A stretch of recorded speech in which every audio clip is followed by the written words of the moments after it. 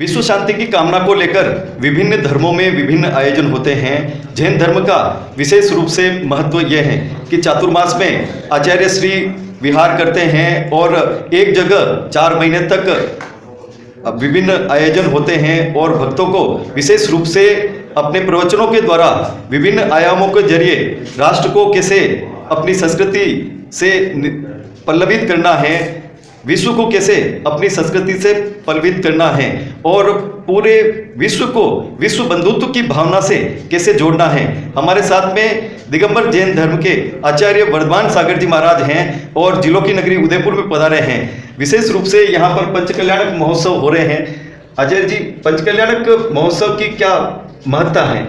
पंचकल्याणक प्रतिष्ठा महोत्सव की महत्ता तो यह है कि एक पाषाण की प्रतिमा बनती है, उसमें परमात्मत्व का शिलान्यास किया जाता है, स्थापना की जाती है और उन मंत्रों के द्वारा 5 दिन में उनके सारे जीवन को दिखाया जाता है। वो पंचकल्याण प्रतिष्ठा महोत्सव का सबसे बड़ा ये महत्व है, क्योंकि प्रतिष्ठा के मंत्र हैं, उन मंत्रों का न्यास उस प्रतिमा में किया जाता है, जिससे वो प्रतिमा भगवान पत्थर की पाषाण की नहीं रही, अब वो परमात्मा की प्रतिमा बन गई। उसकी आराधना अर्चना के द्वारा फिर व्यक्ति अपने पुण्य कार्य करता है। इस महामहोत्सव में जो श्रावक होते हैं वो किस तरह से अपने को इस महोत्सव के द्वारा लाभान्वित करते हैं? नहीं, महोत्सव में सम्मिलित होने वाले श्रावकजन जो हैं वो इन 5 दिनों में सबसे बड़ी बात तो यह है कि हमारे तीर्थंकर देव का जीवन कैसा रहा है उसको देखने का अवसर उनको मिलता है। वहीं वैसे तो उनका जीवन वर्षों का रहता है, करोड़ों वर्षों का भी रहा है, लेकिन 5 दिन में उस प्रतिष्ठा के माध्यम से पूरे जीवन चरित्र को दिखाया जाता है। गर्भ में आए, अपनी माता के जन्म हुआ, फिर उन्होंने दीक्षा धारण की, उसके बीच में उन्होंने युवराज पद प्राप्त करके राज्य का उपभोग किया और इसी से विरक्त होकर के उन्होंने दीक्षा धारण करके और फिर केवल ज्ञान प्राप्त किया। केवल ज्ञान की बड़ी महत्ता यह है कि वो जगत के सभी पदार्थों की और सभी पर्यायों को और उनके गुणों को एक साथ भूत वर्तमान भविष्य को एक साथ जान जाते हैं। केवल ज्ञान तो ये होता है। आचार्य जी, जिस तरह से देश ही नहीं पूरी दुनिया में पहले बालकों को गुरुकुल के माध्यम से शिक्षा मिलती थी, लेकिन अब जमाना बहुत ही अत्याधुनिक हो गया है और इसमें भी सोशल मीडिया आ गया है और भी कई ऐसे मोबाइल वगैरह ये आ गए हैं।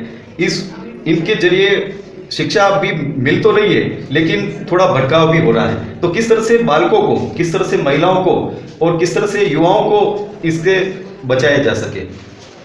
बहुत कठिन है आह्वान करें इस युग में जी। जो संस्कृति को बचाने के लिए साधु संत या पुनः गुरुकुल पद्धति को अपना करके गुरुकुल के नाम से न पढ़ चलाने पर ऐसे शिक्षा संस्थानों का चलन हो जिसमें कि सांस्कृतिक और नीति पूर्ण संस्कार दिया जा सके, क्योंकि आजकल वर्तमान में अर्थोपार्जन की आवश्यकता ज़्यादा हो गई है और अर्थोपार्जन के कारण जो है उसके लिए नाना प्रकार की उपाधियों को प्राप्त करने में लगे लोग, विदेश जाने लग रहे हैं, लेकिन उससे संस्कृति का बड़ा नुकसान हो रहा है। संस्कृति को बचाने के लिए प्राचीन शिक्षण पद्धति का आगाज अपने देश में होना पड़ेगा, जब कहीं जा करके ये बात होगी।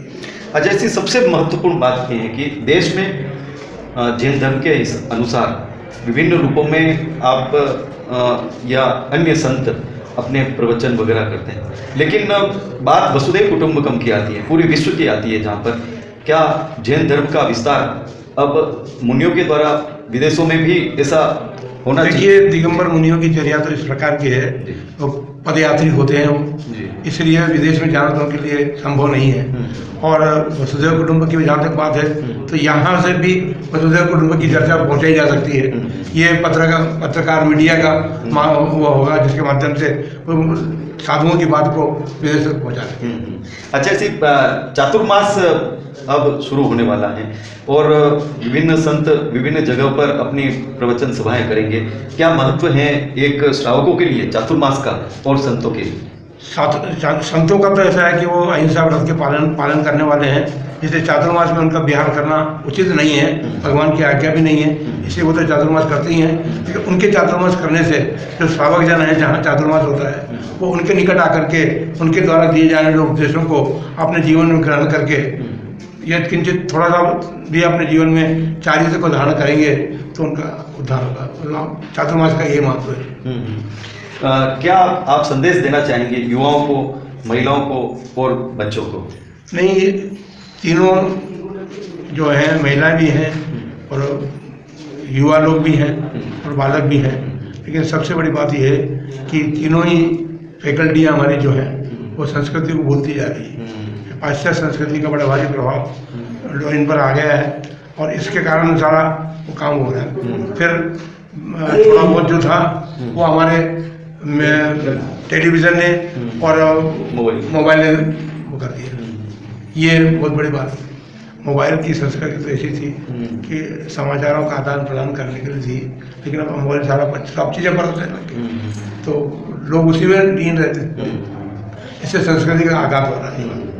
अच्छा जी, सबसे महत्वपूर्ण सवाल ये है कि पहले जो आदिकाल था उसमें धर्म के अनुसार राजा चलता था, राजनीति चलती थी, लेकिन अब कई राजाएं, कई मंत्री धर्म के विमुख होते जा रहे हैं। क्या संदेश देना चाहेंगे आज की राजनीति पे और राजनेताओं? देखिए, वर्तमान की राजनीति तो स्वार्थ की राजनीति बन चुकी है, इसलिए अनेक प्रकार की पार्टीबाजी वगैरह जो भी कुछ भी हो रहा है, लेकिन देश सेवा के लिए यदि वे काम करें सही ईमानदारी से तो अभी भी कर सकते, ऐसी बात नहीं है। पूरा प्राचीन राजाओं ने जिस प्रकार से अपना राज्य शासन चलाया, उनकी उन नीतियों पर चलने का प्रयत्न पुरुषार्थ करें, क्योंकि भारत में ऐसा कोई वो नहीं है कि जो संस्कृति का संदेश नहीं देता हो। जब प्राचीन राजाओं की जो नीति और व्यवहार रहा है उसको यदि वर्तमान में अपनाया जाए तो अपने स्वार्थों को छोड़ना पड़ेगा। एक सबसे अंतिम सवाल कि मूल मंत्र अपने जीवन को उत्तम बनाने के लिए, अपने जीवन को एक धर्म मार्ग में जोड़ने के लिए क्या श्रावक का मार्ग होना चाहिए? क्या मंत्र आप देंगे? श्रावक जो साधु संतों की संगति करे और संगति से उनके जीवन को देखते हुए अपने जीवन में उसको अपनाने का प्रयत्न पुरुषार्थ करे तो ये बात बन सकती है। और इसीलिए तो साधु संत यत्र सर्वत्र विहार भी करते हैं और सर्वत्र विहार करने का अभिप्राय भी यही है कि अपना आत्म कल्याण तो है ही, लेकिन साधु अन्य श्रावक जन हैं उनका भी कल्याण इनकी वाणी से हो सके। ये बात साधुओं का जीवन एक विहार करना या धर्म सभा करना ही नहीं, श्रावकों के मन को टटोलना भी है और उनमें यह भावना जागृत करना है कि वो अपने धर्म पथ पर चले और साधुओं के द्वारा या धर्म के द्वारा बताए गए मार्ग पर चले। और अगर श्रावक इन मार्ग पर पूर्ण रूप से 100% रूप से चलेगा तो आने वाले समय में इस धर्म पर कोई संकट नहीं होगा, और अगर वो इन मार्ग पर नहीं चल सकता है तो आने वाले समय में धर्म पर या इस मार्ग पर बहुत बड़ा संकट होगा। इसलिए आने वाली पीढ़ी को अगर मजबूत बनानी है, सुसंस्कारित बनानी है, तो गुरु के द्वारा दिए गए ज्ञान को पूर्ण रूप से अपने आने वाली पीढ़ी को विरासत के रूप में दे। धन संपत्ति तो देते ही हैं, लेकिन संस्कार अपनी विरासत के रूप में दे। यही सभी का मत है। ये ठीक बात है, ये संस्कार तो देने की बात ही है जी। और वस्तु स्थिति ये है कि श्रावक समाज जो है वह धर्म से विमुख होता जा रहा है। उसको धर्म मार्ग में लगाने के लिए संगति करनी पड़ेगी धर्मात्माओं की, जिन्होंने धर्म धारण किया है उनकी संगति को देख करके जैसा आदर्श हमारे सामने होता है उस आदर्श के अनुरूप अपने जीवन को बनाने का व्यक्ति पुरुषार्थ करता है। उस पुरुषार्थ के कारण उसको ऐसे भाव जगते भी हैं, क्योंकि जितने भी संत साधु बने हैं किसी न किसी आदर्श को अपने जीवन में अपना करके। दिगंबर साधु हैं तो भगवान महावीर उनका, और अन्य साधु संत हैं तो प्राचीन जो संत परंपरा चली आ रही है वो आदर्श है। तो सबसे बड़ी बात है कि संगति ऐसे लोगों की, साधु संतों की जाए जो कि धर्म को अपने जीवन में अपनाए हुए हैं और हमको भी उनको संदेश धर्म का दे सकें, संस्कृति को बचाने का, संस्कृति के संस्कार दे सकें, यही तरीका है। सबसे बड़ी बात यह है कि व्यक्ति का आहार वो बिगड़ता जा रहा है, चाहे वो जैन धर्म का हो या अन्य धर्म का हो। आहार बिगड़ने से पूरी तरह से संस्कृति नष्ट हो रही है। आहार के संदर्भ में तो जैन धर्म ने तो बहुत कुछ बताया है, लेकिन अन्य धर्मों ने भी कुछ न कुछ बताया।